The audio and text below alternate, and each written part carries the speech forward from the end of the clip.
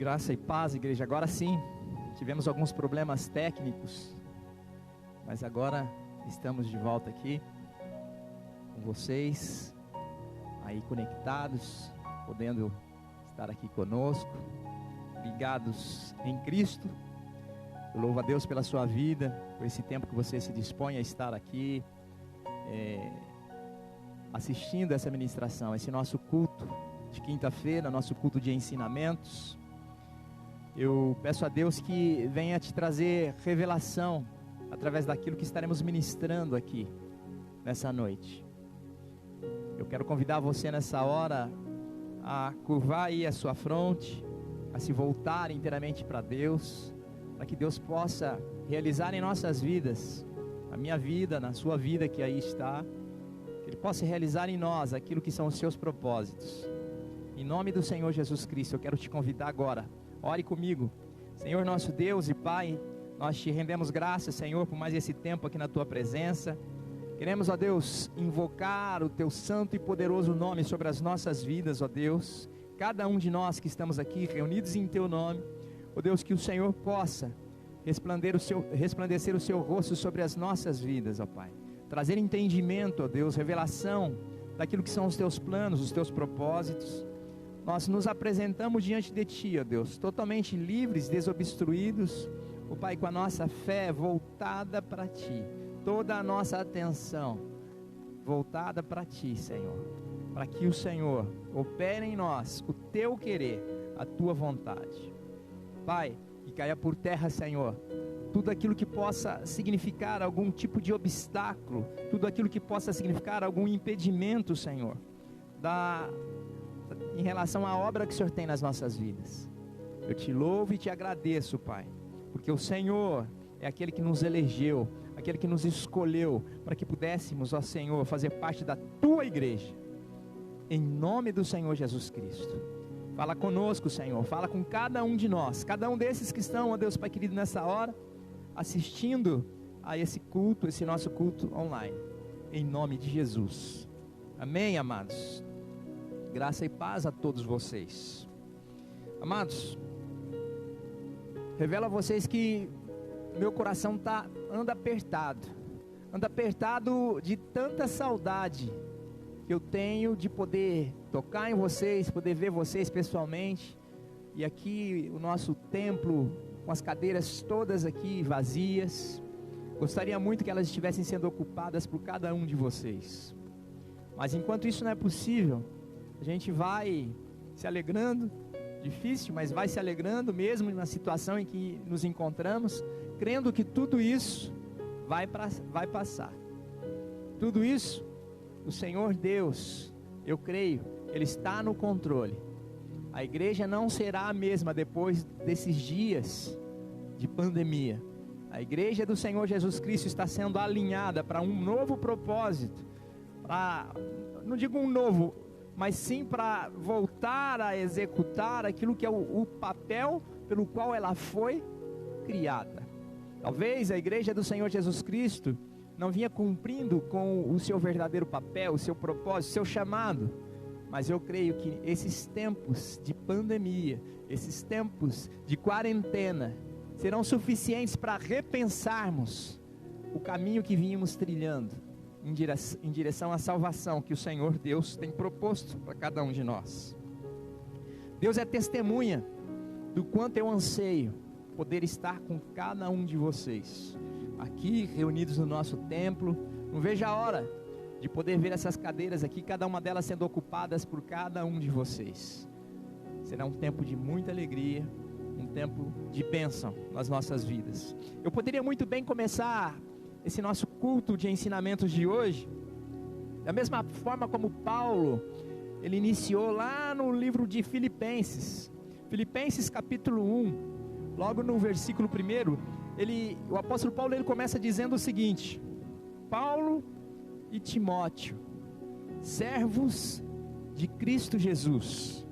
Eu poderia muito bem estar dizendo da mesma forma como ele, poderia estar dizendo pastor Evandro, servo de Cristo Jesus.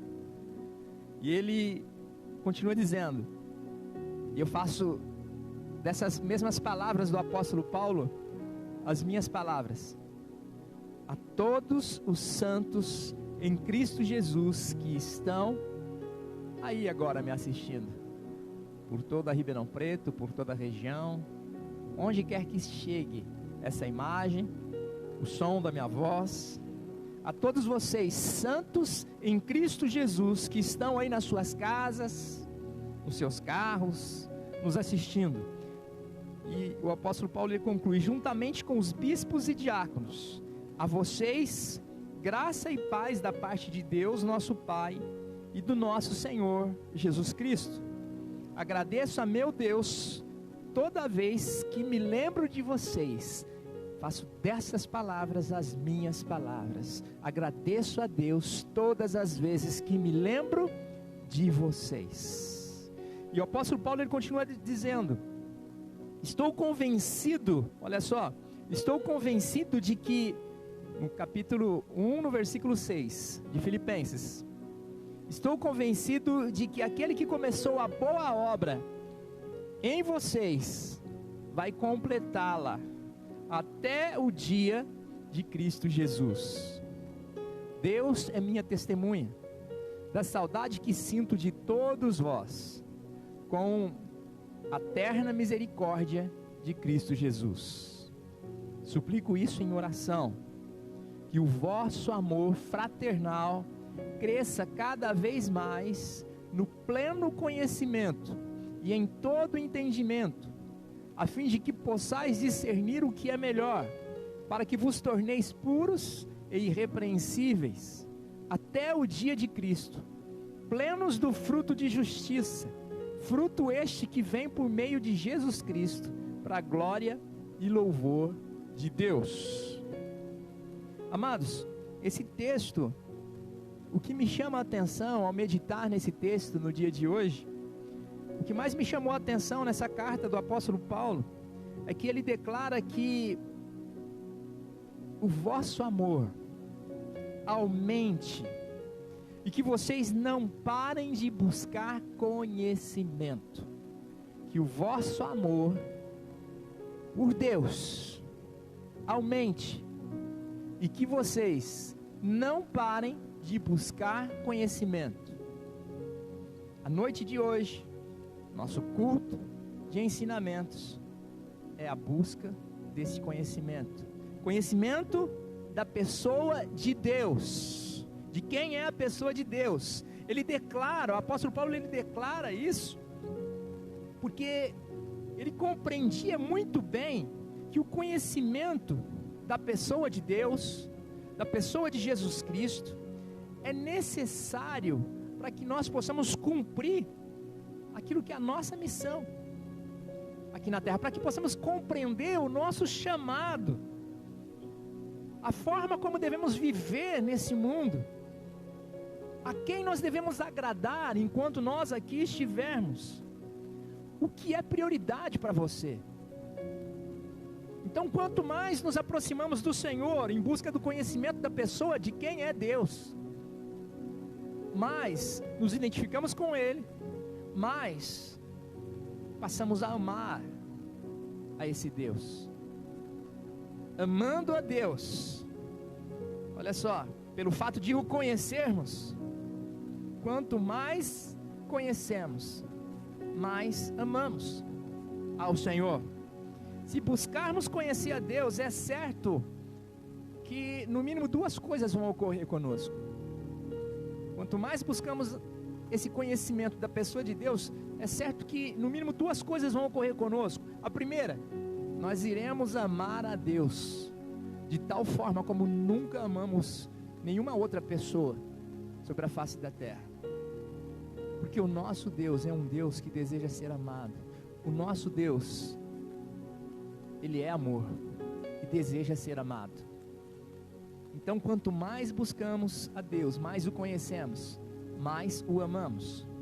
Isso é uma das coisas que vai acontecer conosco à medida que nós aprofundamos o nosso conhecimento da pessoa de Deus. Outra coisa que deverá, fatalmente vai ocorrer conosco, quando nos propusermos a buscá-lo, nos propusermos a conhecê-lo, é certo que nós entenderemos verdadeiramente o que é prioridade para as nossas vidas. O que é que realmente devemos priorizar em nossas vidas? Talvez, amados, estamos vivendo a nossa vida aqui nesse mundo, deixando de lado aquilo que realmente é importante, aquilo que deve ser priorizado, aquilo que realmente faz a diferença em nós, faz a diferença nas nossas vidas, aquilo que realmente é o motivo pelo qual nós viemos a existir.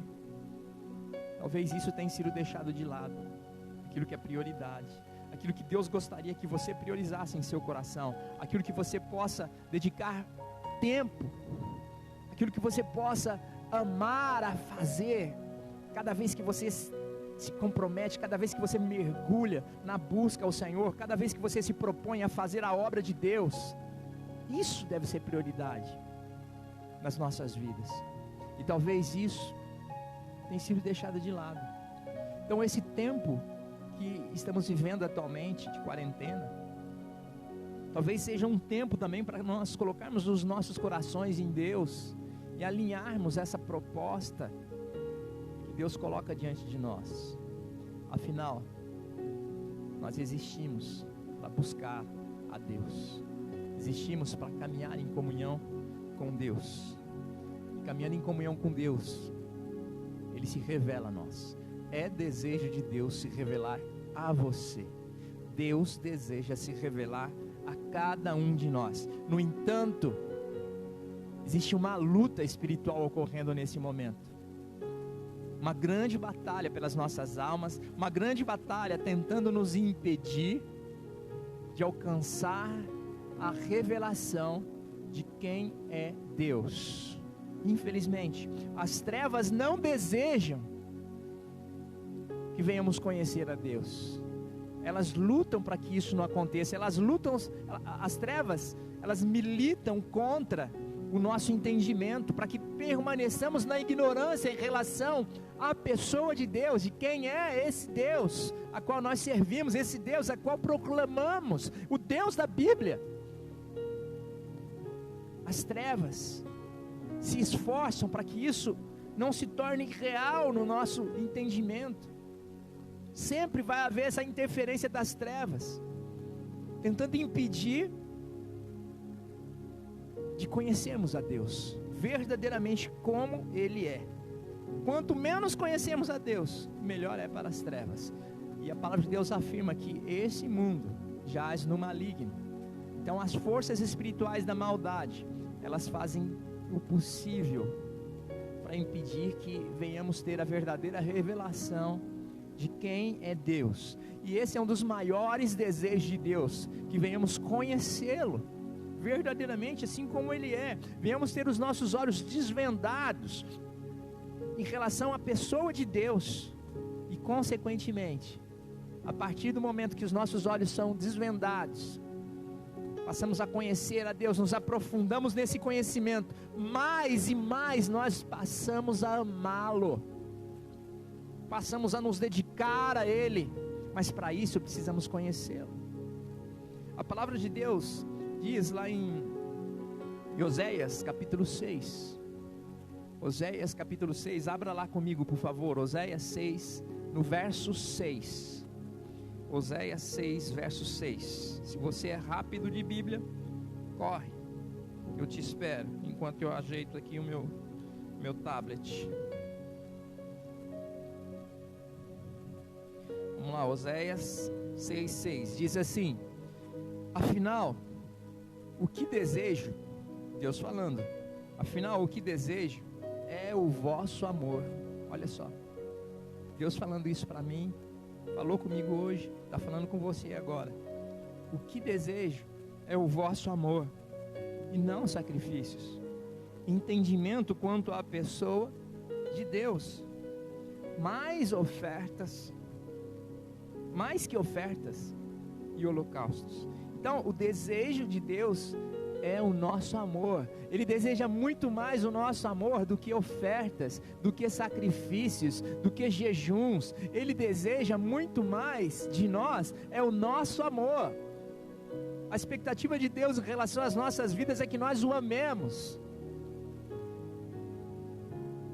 Deus se agrada muito mais de uma atitude nossa, de devoção a Ele, de busca a Ele, do que sacrifícios. A vontade de Deus, amados, que nós nos aproximemos dEle, consequentemente, o conheçamos, e a partir daí, nos identifiquemos com Ele, nos tornando parecidos com Ele, passando até mesmo, olha só, ao ponto que Deus espera que nós atinjamos, passemos a pensar assim como Ele pensa. Já parou para pensar nisso? Você, um ser vivo, um ser humano, um comedor de arroz e feijão, pensando como Deus. Como isso é possível? É possível. É possível à medida que nós nos aproximemos dEle, à medida que nós o conheçamos. Isso se torna possível. Então essa noite, até agora foi a introdução, essa noite eu quero falar um pouco a esse respeito. Por que Deus deseja tanto que nós o conheçamos e passemos a pensar como Ele pensa? Qual o interesse de Deus nisso? Vamos lá. A igreja do Senhor Jesus Cristo, ela foi estabelecida pelo próprio Jesus Cristo há mais de 2000 anos atrás. Jesus Cristo, ele só menciona essa palavra igreja apenas uma única vez nos 4 evangelhos. Igreja é só mencionado por Jesus Cristo uma única vez nos 4 evangelhos. Lá em Mateus, abra comigo em Mateus capítulo 16, no verso 13. Mateus 16. Mateus capítulo 16, verso 13. Chegando Jesus à região de Cesareia de Filipe, ele perguntou aos seus discípulos: quem os homens dizem que o Filho do Homem é? Eles responderam: alguns dizem que é João Batista, outros Elias, e ainda outros Jeremias, ou um dos profetas. E vocês? Perguntou ele: quem vocês dizem que eu sou? Simão Pedro respondeu: tu és o Cristo, o Filho do Deus vivo. Pausa, presta bem atenção, essa palavra Cristo, a palavra Cristo significa Redentor, Messias.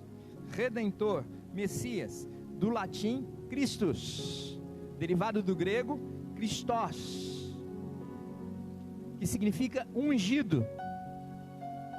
Para que você entenda o que significa a igreja. Então, Messias significa rei ungido, o tão esperado rei ungido. E quem era esse rei ungido? Jesus, o Filho de Deus.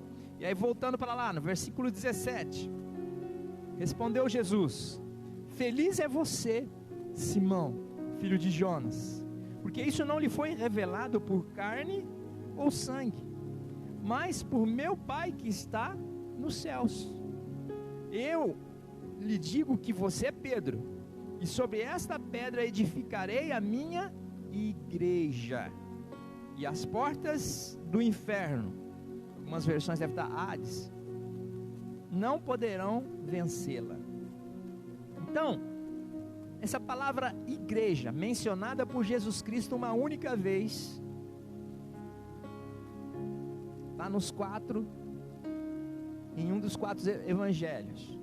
Apenas ali, única vez em que Jesus Cristo ele fala a respeito de quem as pessoas estão dizendo que ele é.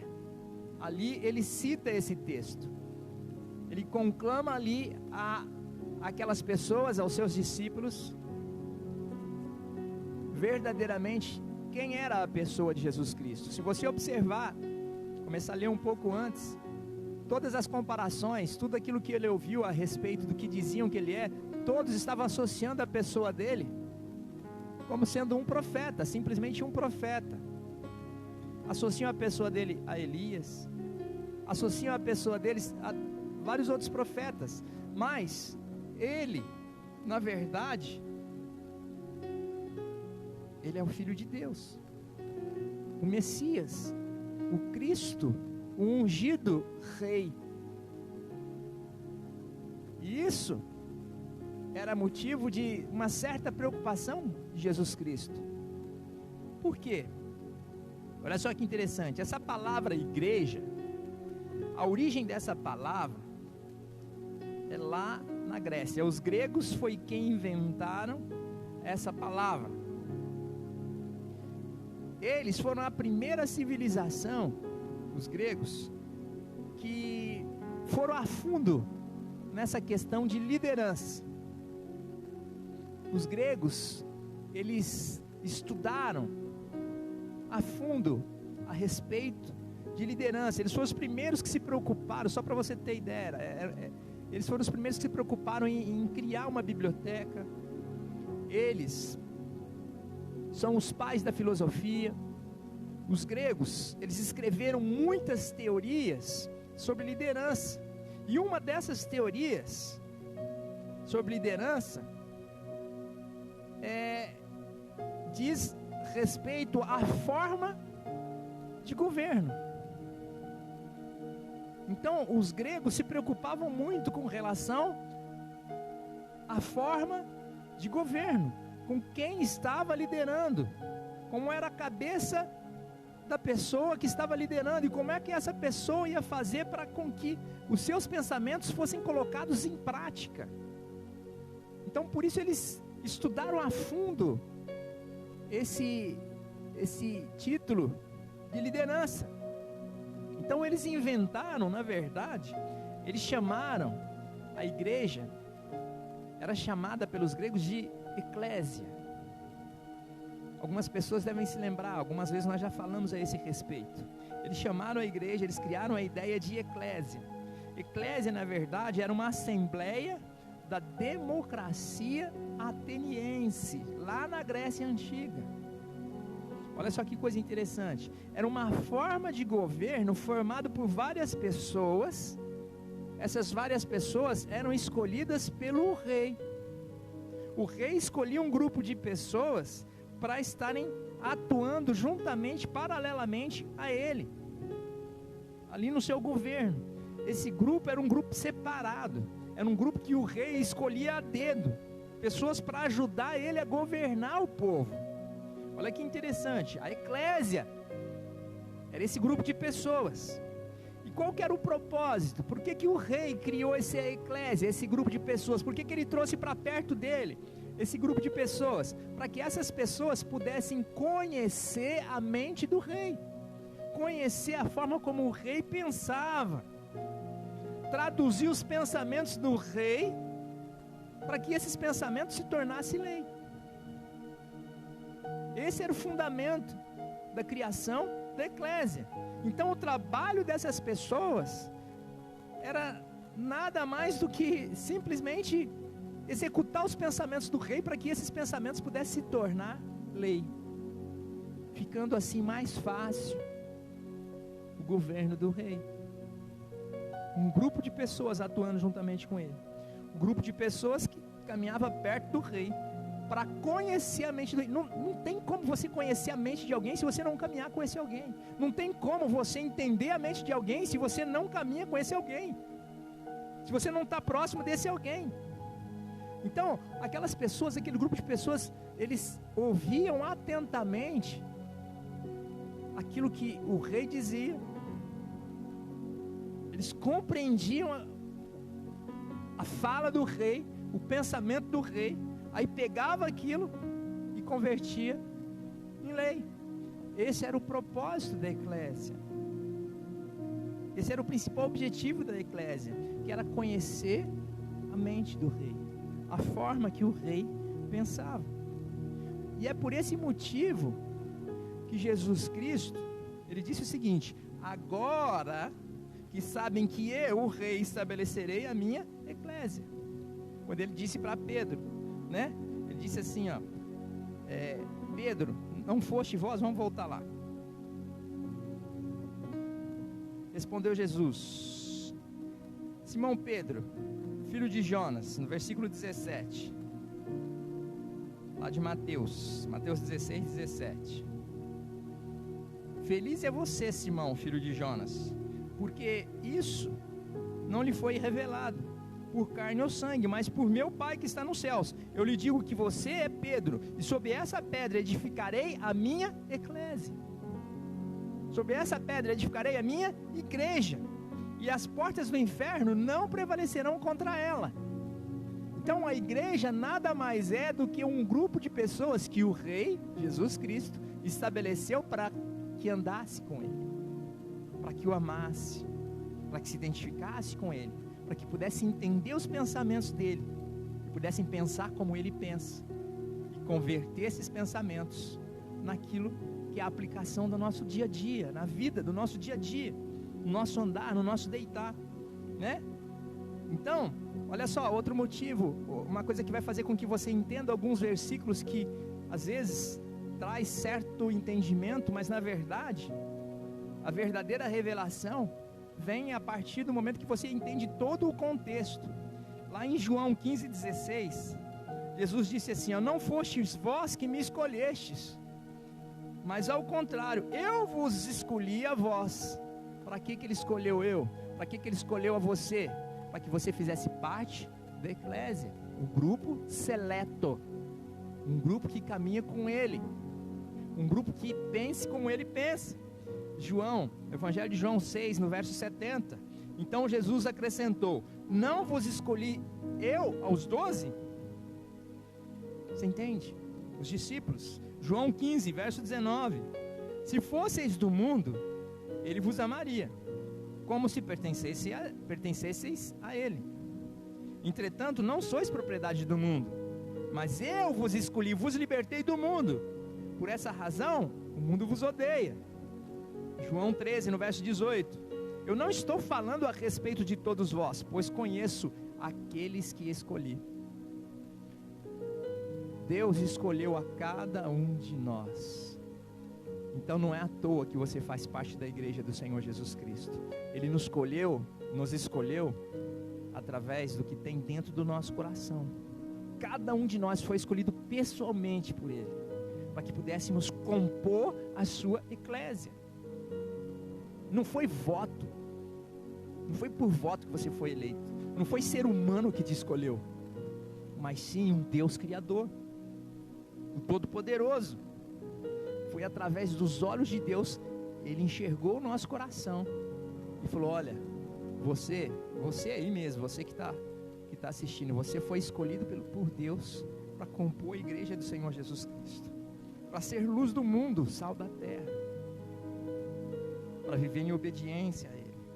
Agora, Satanás, o príncipe das trevas, ele deseja que isso permaneça na ignorância, isso permaneça no oculto, né? Que a pessoa de Deus jamais venha a ser revelada a você, porque à medida que a pessoa de Deus vem sendo revelada a cada um de vocês, mais vocês passam a amar esse Deus, mais vocês passam a se tornar semelhante a esse Deus, e aí vocês podem atuar como deuses aqui na terra. Você entende como que isso é maravilhoso? Isso é bênção demais para as nossas vidas. Nós não somos merecedores das bênçãos de Deus, daquilo que Deus tem para as nossas vidas. Em Colossenses capítulo 1, no verso 13, diz assim, ó, Ele nos resgatou do domínio das trevas e nos transportou para o reino do seu Filho amado. Fazemos parte do reino de Jesus Cristo. Nós somos resgatados das trevas pela pessoa de Jesus Cristo, para governar a terra juntamente com Ele, Jesus Cristo, o Rei. Então a igreja, a eclésia, ela foi criada por Cristo para fazer a diferença aqui nesse mundo. Por isso que você não pode viver de qualquer maneira, você não pode viver segundo o curso desse mundo. É isso que eu quero que você entenda nessa noite.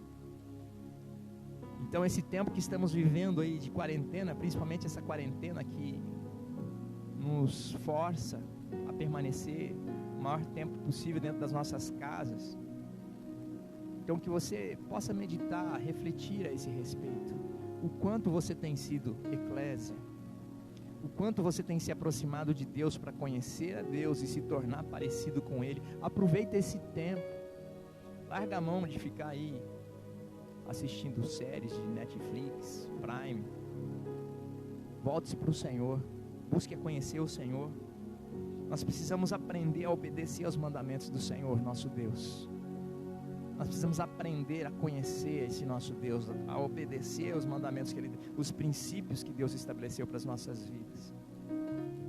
Deus, amados, Ele se alegra de cada um daqueles que se esforçam para que isso aconteça. Algumas pessoas até tentam buscar mais conhecimento, mas na primeira dificuldade, elas recuam. O Senhor não se agrada daqueles que retrocedem. O Senhor, Ele te dá toda a motivação, tudo aquilo que é necessário. Só que para isso, você precisa se dispor. Você precisa estar com o coração realmente disposto a reinar com Ele, a obedecer a Ele. Quando se trata de obediência a Deus e aos seus mandamentos, amados, entenda uma coisa: em se tratando de obediência, principalmente a Deus, é impossível você obedecer a Deus se você não negar-se a si mesmo. É praticamente impossível. Você precisa aprender a renunciar a si mesmo, aos seus desejos, às suas vontades. Caso contrário, você não vai conseguir obedecer ao Senhor. Amados, vai chegar a determinado ponto,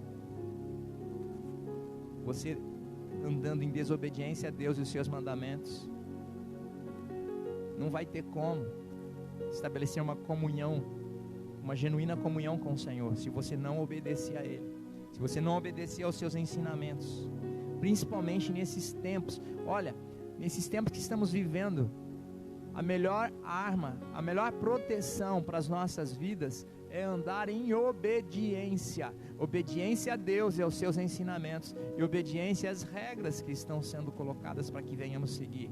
A questão de máscara, a questão de álcool gel, higiene, distanciamento social, tudo isso. É obediência, é a nossa melhor arma contra esse vírus maldito. Obediência é o que foi estabelecido para ser obedecido. Então, se não nos submetemos a essas regras, se não nos submetemos ao Senhor, às autoridades governamentais, se não nos submetermos a isso, amados, vai ficar praticamente impossível, porque a nossa luta não é simplesmente com aquilo que está diante dos nossos olhos. A nossa luta é contra as hostes espirituais da maldade, é contra principados, contra potestades, não é contra carne e sangue. Então cabe a cada um de nós andarmos em obediência. Essa é a nossa melhor arma, a nossa melhor defesa. Precisamos fazer aqui a nossa parte.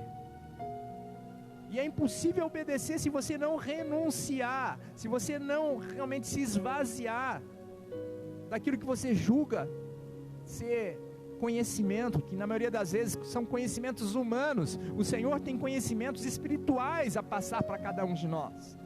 E à medida que nos aproximamos dele, Deus é Espírito, Ele passa a dar a nós entendimento espiritual das coisas. Ele passa a revelar a nós o propósito de tudo isso que está acontecendo. Talvez você tenha um entendimento de tudo isso que está acontecendo, mas esse entendimento nada mais é do que um entendimento de uma outra pessoa. E às vezes essa pessoa nem em comunhão com Deus está. Melhor é você ter uma revelação pessoal de Deus, do próprio Deus, de tudo isso que está acontecendo. A nossa parte como igreja, amados, é obedecer ao Senhor, obedecer aos mandamentos de Deus para as nossas vidas. Deus, Ele está nos realinhando para uma Uma batalha que é travada na maioria das vezes no reino espiritual, é lógico, mas também nas nossas mentes. A maior de todas as batalhas é travada nas nossas mentes. A compreensão humana, a razão, versus o entendimento espiritual das coisas, versus a nossa fé. A maioria das vezes o medo vem contra a nossa fé. E onde há medo não há fé, onde há fé não há medo. Então, amados, precisamos realmente nos posicionar em Deus, aproveitando esse período para nos realinhar, para realmente estarmos aí nos libertando da antiga forma escrava de pensar. Mudança de mente. Precisamos mudar as nossas mentalidades, a nossa maneira de pensar, metanoia, mudança de mente, libertar-nos da forma escrava de pensar a vida. É o que Deus deseja de nós. Nós precisamos pensar como Ele pensa, precisamos estabelecer em nossas vidas a mente de Cristo. Então, amados, que você, eclésia do Senhor, que você possa compreender verdadeiramente a função da igreja, que você possa compreender verdadeiramente o porquê que Deus estabeleceu a sua igreja, a noiva de Cristo. Por que que existe a igreja?